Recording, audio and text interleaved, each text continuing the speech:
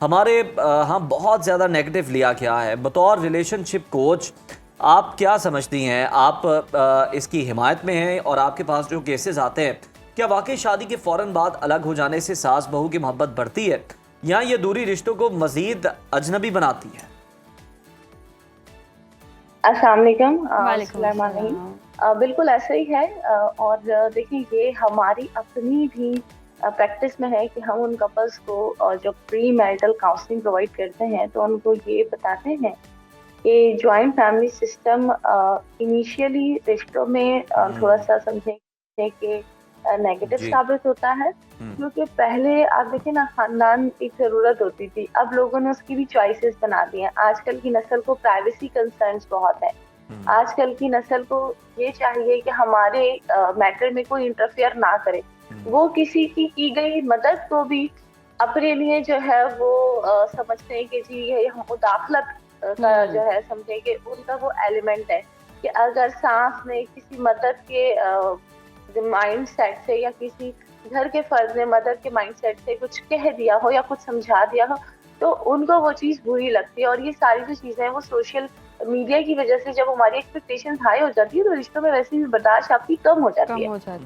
तो ये है कि लोग जो है ना वो अपना स्पेस चाहते हैं जहाँ पर वो फ्रीडम के साथ जो है वो जी सके, वो कपल्स हो या एक इंडिविजुअल पार्टनर हो, क्योंकि बर्दाश्त जब नहीं होती तो वो सामने वाले की माँ या सामने वाले की बहन, तो आप बस उसका ही समझते हो, अपना नहीं समझते। तो ये रिलेशनशिप्स में बहुत बहुत प्रॉब्लम चल रहा है। और आप देखिए, शॉर्ट टर्म डाइवोर्स केसेस का रीजन ही यही है कि जब लड़की एक ऐसे घर में चली जाती है जहाँ शौहर के साथ साथ उसको 10 लोगों को समझने का एक चैलेंज दे दिया जाता है, वो भी लिमिटेड टाइम में, तो फिर वो बर्दाश्त इतनी कम और फिर वक्त इतना मतलब आप ये समझें कि कम, और फिर जब इस तरीके की चीजें 10 लोगों की तरफ से रिएक्शंस आते हैं तो फिर वो कहीं ना कहीं रिश्ते में आप समझे आखिर जाके वो दरार का बाइस बन जाता है। बिल्कुल दुरुस्त फरमाया मिसेज अली आपने। लेकिन हम देखते हैं जिस तरह से आपने मेंशन भी किया कि 10 लोगों को समझने की एक जिम्मेदारी होती है। क्या ही अच्छा हो कि वो 10 लोग ही एक इंसान को अंडरस्टैंड कर लें तो मज़ीद ज़्यादा बेहतरी हो जाएगी। लेकिन ऐसे में अगर जॉइंट सिस्टम की अगर हम रिवायात देखें जो चलती आ रही हैं, चचा होता है, चची होती है, वो जो खूबसूरत रिश्ते होते हैं जिनसे हमें प्यार मिलना होता है, नाना नानी का प्यार, दादा दादी का प्यार, और अगर वर्किंग वुमेन है वो काम करने बाहर चली गई है तो मोस्टली नाना नानी या दादा दादी बच्चों को संभाल रहे होते हैं, तो ये जो प्यार है, ये लगाव है, ये जो उनसियत है, इस तरह तो फिर खत्म होती जाएगी और फिर हम कह देते हैं हम डिप्रेशन में हैं, हम बहुत लोन फील कर रहे हैं, हम बहुत लोनली हैं एज अ जनरेशन। ये जो जॉइंट फैमिली का रवैया है ना, जिसे आप बिहेवियर कहते हैं, अगर एहतराम हो तो जो खानदान में रहने वाले लोग हैं ना उनको वो अपनी जगह जन्नत लगती है, ठीक है जी। लेकिन अगर यही एहतराम ना हो, कोई बाउंड्रीज आपने सेट ना की हुई हो कि वो चचा का ताया का बेटा भी आपके हर मामले में आपकी मुदाखलत कर रहा है, तो वो जन्नत जो है वो आपको एक समझे कि जहनी दबाव का आप शिकार हो जाते हैं और वो जन्नत आपको दोज़ख लगने लग जाती है। तो यहाँ पर आप देखिए ना, हमारे पाकिस्तानी कल्चर में किसी की बाउंड्री सेट नहीं है, ठीक है, हर किसी ने हर किसी के मैटर में बोलना है, ठीक है। अब वो नई आने वाली लड़की को आप ये उससे एक्सपेक्ट करते हैं कि वो 10 लोगों को समझे, लेकिन हमारे यहाँ खानदान के अगर 5 लोग भी होंगे ना तब भी वो उस एक अकेली बच्ची को समझने के लिए तैयार नहीं होंगे कि उसको एक स्पेस की जरूरत है, वो एक नए घर से आई है। हर बंदा उसको चाहता है कि सब उसको समझ ले, तो भाई सास के जो है वो खाने अंदाज में उनकी चाय पकनी चाहिए, और वैसे ही ससुर के लिए जो है वो पराठे गरम गरम पकने चाहिए, और भाइयों के लिए ये रोटियां हो तो बहनों के लिए चावल हो। तो मतलब कि ये सारी चीजें एक लड़की से एक्सपेक्ट करना इनिशियली जॉइंट फैमिली सिस्टम में, वो फिर भी रिश्ते चल जाते हैं जो कि सेपरेट रह रहे हैं, ठीक है। तो वैसे तो इस्लाम में भी जॉइंट फैमिली सिस्टम नहीं है, और देखें ये कितनी इसके ऊपर हमारे मुफ्ती ने ऑलमा ने इसके ऊपर बातें करी हैं। मिसेस अली, आप रिश्ता चलने की बात कर रही हैं, जिन्होंने चलाना है उन्होंने जॉइंट फैमिली में भी चला लेना है, जिन्होंने नहीं चलाना उन्होंने सेपरेट जी जी, क्योंकि हमने सेपरेट कुछ ऐसे केसेस सुने हैं कि मियाँ बीवी एक दूसरे को मार रहे होते हैं, तशद्दुद कर रहे होते हैं, वो चांसेस ज़्यादा बढ़ जाते हैं। हालांकि अगर कोई बड़ा हो, कोई समझा भी सकता है, रोक टोक भी सकता है, अगर किसी ने एक दूसरे को थप्पड़ भी मार दिया, लिहाज होता है। जो सेपरेट हमने कुछ ऐसे केसेस भी सुने हैं जहाँ कुछ पता ही नहीं चलता, एक दूसरे को मार दिया है, डिवोर्स होगी, तलाक तक बात चलेगी और वो फिर हतमी हो जाती है। वो भी मैच्योरिटी का भी तो कंसर्न है, कम उम्र में शादी तो फिर यही होती है, जी 4 दिन की चांदनी होती है। चांदनी होती है। सही वक्त पे सही फैसले लिए जाएं तो फिर एक बंदे के हक में नहीं, वो कई लोगों के हक में बेहतर साबित होते हैं। बिल्कुल। बेहतर होते हैं। लेकिन मिसेस हमारा अली, जरा माशरे ये का भी सबसे बता बड़ा दें कि मर्द हजरात जो हैं उनके लिए आपका क्या मशवरा है, उन्हें क्या करना चाहिए?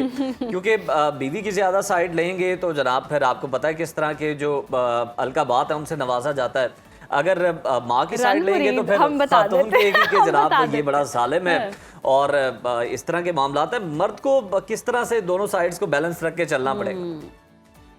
मम्मी डैडी वो बना देते हैं, उनको कहते हैं कि ये मम्मी बॉय हैं। तो लड़कों का जो कंसर्न है वो ये है कि उनको बीवी को काउंसल ये करना चाहिए कि भाई मेरी फैमिली के साथ आपका ट्रीटमेंट ये होगा, क्योंकि वो लड़की ये एक्सपेक्ट करती है कि यार मैं कितना भी कर रही हूँ लेकिन यार किसी को दिख ही नहीं रहा। मैंने भी कहा ना कि हमारे उलमा ने ये बताया भाई कि जो माँ बाप की जिम्मेदारी है वो उसकी औलाद ही है, वो बहू से अपनी खिदमत का जो है वो कोई उम्मीद ना लगाए। तो हमें ये चीज अंडरस्टैंड करनी है कि अगर सामने वाला कोई आ रहा है तो वो हमारे बेटे के लिए आ रहा है, ठीक है, ये हमारी बेटी के लिए आ रहा है, और हमारी खिदमतें करने के लिए, हमारी रोटियां डालने के लिए नहीं आ रहा। और मर्द के लिए ये चीज है कि उसको सबसे पहले बिठा के ये चीज माँ को और बहन को, बीवी को, दोनों को ये कन्वे कर दे कि उनकी बाउंड्रीज क्या है, उनकी रिस्पॉन्सिबिलिटीज क्या है, और उनकी जो है वो घर में वो किस तरीके से चले। क्योंकि आप देखें ना, वो माँ को बेचारा ट्रीट कर रहा होता है तो वो मम्मी को आय हो जाता है, और वो जब बीवी को कर रहा था तो वो रनमुरीद हो जाता है, तो वो बेचारा बंदा बीच में पिसता रहता है, और फिर घर की इतनी सारी जिम्मेदारियों को वो अकेले चलाता है। तो फिर कहीं ना कहीं मर्द बेचारा जहनी दबाव का शिकार हो जाता है। और यहाँ पे हमारे साथ जितने भी साइकेट्रिस्ट वगैरह मौजूद हैं, वो इतने रिपोर्ट केसेस कर रहे हैं मर्दों से रिलेटेड, औरतें तो कर रही हैं, लेकिन बेचारे मर्द जहनी अजियत का इतना शिकार है कि वो दिन ब दिन जो केसेस की शरह वो बढ़ती जा रही है। क्यों? क्योंकि उनको एक जो घर में आने के बाद सुकून है वो मयसर ही नहीं है। वो एक घर में जब आता है तो माँ का मुंह फूला हुआ है, तो बेबी का मुंह फूला हुआ है, तो वो सारी चीजें कहीं ना कहीं मर्द के लिए आप समझे एक नेगेटिव रोल प्ले करती हैं, और उसकी पॉजिटिव एनर्जी को मुझे लगता है कि खत्म करती हैं।